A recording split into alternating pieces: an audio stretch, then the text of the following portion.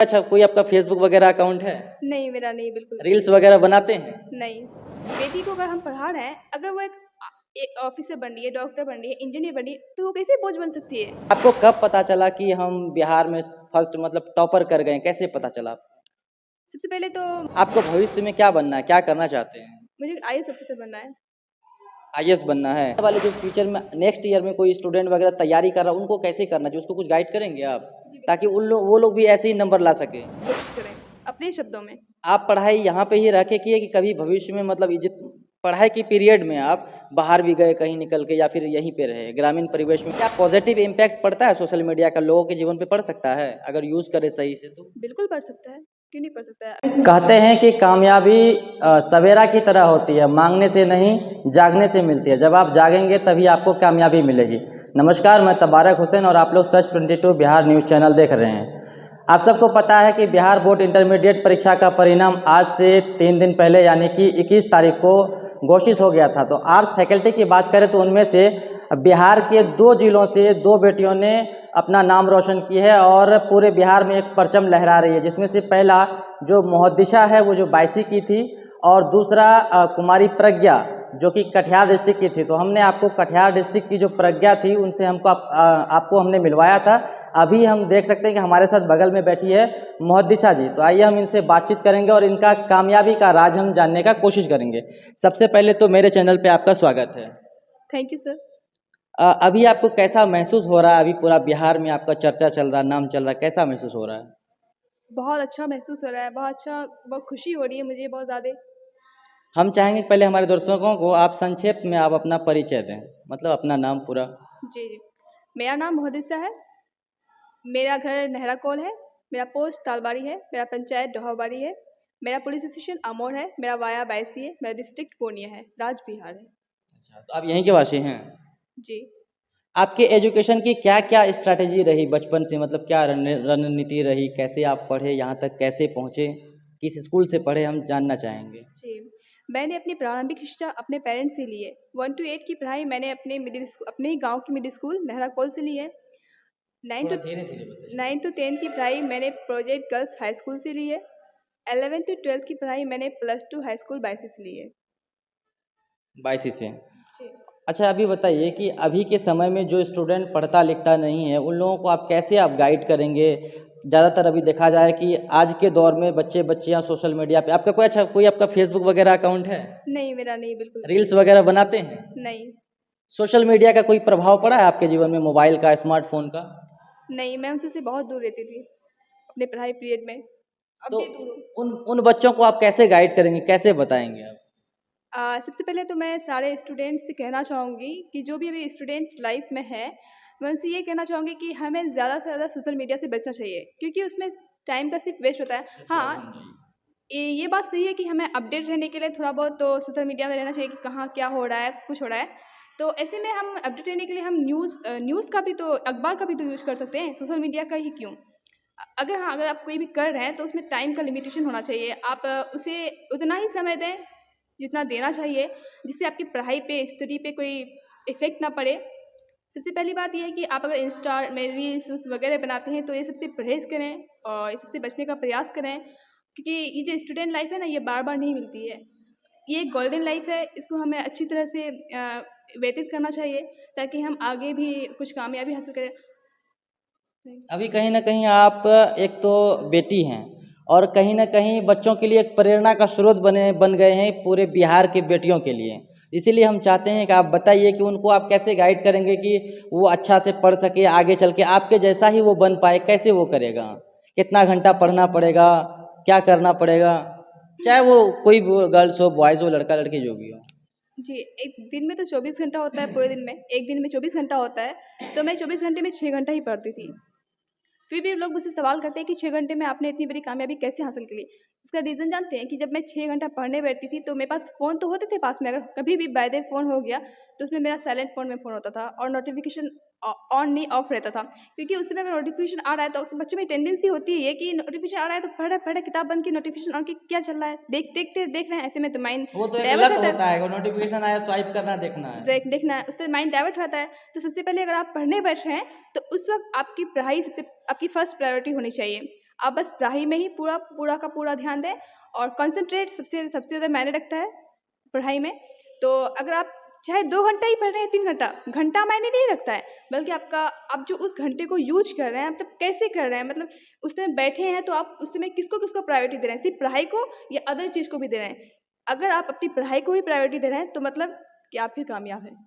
चलिए ये देखिए बायसी की मोहद्दिसा जी हैं, जो कि आप एक्सक्लूसिव इंटरव्यू आप सर्च 22 बिहार पर देख रहे हैं, जो कि बिहार में बात करें तो आर्ट्स के फैकल्टी में प्रथम स्थान हासिल किया और इनका 95% ना, और दूसरा कुमारी प्रज्ञा जिसका 94% उन्होंने अंक हासिल किया है। तो इनसे हमारी बातचीत हो रही है। ये बताइए कि जो लोग बेटियों को, ये सवाल तो आपसे नहीं पूछना चाहिए, आपके पेरेंट्स से पूछना चाहिए, अभी यहाँ पर है नहीं, जो लोग बेटियों को बोझ समझते हैं, आर्थिक बोझ समझते हैं, उनको क्या कहना चाहिएगा? देखिए बेटी जैसे हुआ उसको डर हो जाता है, पता नहीं क्या होगा, दहेज देना पड़ेगा, शादी ब्याह कराना पड़ेगा, डर जाता है, कोख में ही मार देता है। जी, लेकिन आप अभी वर्तमान में माँ बाप का सीना को चौड़ा कर दिए, कहीं ना कहीं वो गौरवान्वित महसूस कर रहे होंगे। जी बिल्कुल। देखिए, मैं इस मामले में ये कहना चाहूँगी कि मैं अपने वालिदैन की सबसे बड़ी बेटी हूँ। इस नाते मुझे इन सब बातों को कभी झेलना नहीं पड़ा। लेकिन हाँ, सोसाइटी में ये सब कुछ होता है। इस तरह के इस तरह के मानसिकता के लोग लोग हैं। हैं, ऐसी बात नहीं है, हैं। लेकिन मैं उनसे ये कहना चाहूँगी कि बेटी बोझ नहीं है सबसे पहली बात। हम उसे बोझ बनाते हैं क्योंकि देखिए बेटी को अगर हम पढ़ा रहे हैं, अगर वो एक ऑफ़िसर बन रही है, डॉक्टर बन रही है, इंजीनियर बन रही है, तो वो कैसे बोझ बन सकती है? आप उन्हें पढ़ाएँ, अगर बेटी के अंदर जज़्बा है, लगन। लोग क्या करता है, मैट्रिक कराया, इंटर कराया, बस बेटी की शादी। शादी ही उनकी प्रायोरिटी होती है फर्स्ट, शादी देता है, अपना बस शांत होके बैठना है। ऐसा नहीं होता, आप बेटी को पढ़ाएँ, लिखाएँ, उस वो जो करना चाहती है उसको करने दें, वरना फिर आपके ऊपर बोझ नहीं है वो बेटी। अगर आप नहीं देंगे करने, सिर्फ़ शादी-शादी और आप चाहेंगे कि मेरी बेटी के लिए एक बहुत अच्छा से अच्छा ऑफ़िसर लड़का आए, डॉक्टर लड़का आए, तो नामुमकिन है। आपकी बेटी एक लिटरेट है और उसके लिए इतना आएगा, फिर आप इसलिए जो वो ऑफ़िसर आते हैं, तो वो भी तो दहेज की माँग करेंगे, एक्सेस क्योंकि वो पहुँचे हुए आदमी हैं, तो वो जो दहेज माँगा जाता है, तो उसकी इकोनॉमिक इससे ज़्यादा माँगा जाता है, इसलिए लगता है कि बेटी बेटी बोझ है, लेकिन वरना बेटी बोझ नहीं है मेरे ख़्याल से। तो आपका कहना है कि कहीं ना कहीं शिक्षा सामान्य होना चाहिए, तभी बेटा बेटी के लिए शिक्षा बराबर, बेटी को इतना पढ़ाया जाए ताकि भविष्य में उसको दहेज देना ना पड़े। आपको कब पता चला कि हम बिहार में फर्स्ट मतलब टॉपर कर गए, कैसे पता चला? सबसे पहले तो मुझे मेरे अब्बूजान कॉल, मैं घर में ही थी, तो मेरे अब्बूजान मुझे कॉल किए कि आपका इतना इतना नंबर आया है और आप बिहार में टॉपर हैं, तभी मुझे खबर हुई। फिर आपको कहाँ बुलाया गया? फिर मुझे मीडिया वालों ने मेरे स्कूल, हाई स्कूल, +2 वैसे हाई स्कूल में बुलाया, वहाँ पे मेरा फिर इंटरव्यू लिया गया। इंटरव्यू यही स्कूले में हुआ था? नहीं, नहीं, बस ऐसे ही मेरा परिचय, आप कहाँ से बिलॉन्ग करती हैं, इंटरव्यू तो मेरा पटना में हुआ था। नहीं नहीं, मेरा ये कहना है जैसे आपको पता चला तो कहीं से आपको बुलाया गया या? अच्छा, रिज़ल्ट जारी होने हाँ से पहले, हाँ, जी, जी। कैसे? इससे पहले मुझे पटना बुलाया गया था। सबसे पहले मेरा प्रैक्टिकल कॉपी ऐसा स्कूल स्कूल से हाँ। गया था, पूर्णिया से पटना फिर ये हुआ था ट्रांसफ़र। तो वहाँ पे फिर उसके बाद हमको 18 को पटना आने के लिए कहा गया था, 10 बजे, साढ़े 10 तक पहुँचने के लिए कहा गया था। मैं वहाँ गई थी इंटरव्यू देने के लिए पटना। तो वहीं से पता चला। आपको भविष्य में क्या बनना है, क्या करना चाहते हैं? मुझे आईएएस ऑफ़िसर बनना है। आईएएस बनना है। आईएएस बन के फिर क्या करना है? जी, देखिए, सबसे पहली बात ये है कि मैं जिस एरिया से आती हूँ, एक बहुत ही बैकवर्ड एरिया है। वहाँ नदी कटाव बहुत अधिक है। वहाँ की लड़कियों को लगता है कि हम आईएएस ऑफ़िसर नहीं बन सकते हैं, ये बहुत एक बड़ी उपलब्धि है, बहुत बड़ा अचीवमेंट है और हम जैसे मामूली से शहर में रहने वाली लड़कियाँ भला आईएएस कैसे बन सकती हैं? ये तो बड़े शहरों की लड़कियाँ बनती हैं।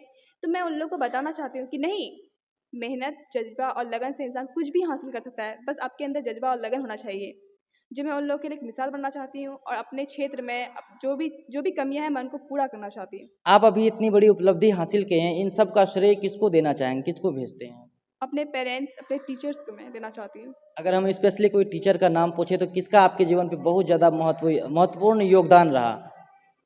अगर होता है कि सबके जीवन में एक गुरु होता है ना, है तो है बहुत है, लेकिन एक ना एक कोई गुरु होता है। अगर मेरे आप एक स्पेशल टीचर का पूछना चाह रहे हैं, तो मैं स्पेशल टीचर का नहीं बता सकती क्योंकि मैं जिस स्कूल में हूँ, +2 BCS में, मुझे मेरे सारे टीचर्स ने सपोर्ट किए, सारे टीचर्स। मेरे प्राचार्य हेड सर से लेकर सारे टीचर जितने भी हैं, सबको मुझे इक्वल सपोर्ट किए हैं, उसमें कोई कमोबेश की बात नहीं है। सबका बराबर है। सबका बराबर है। जी।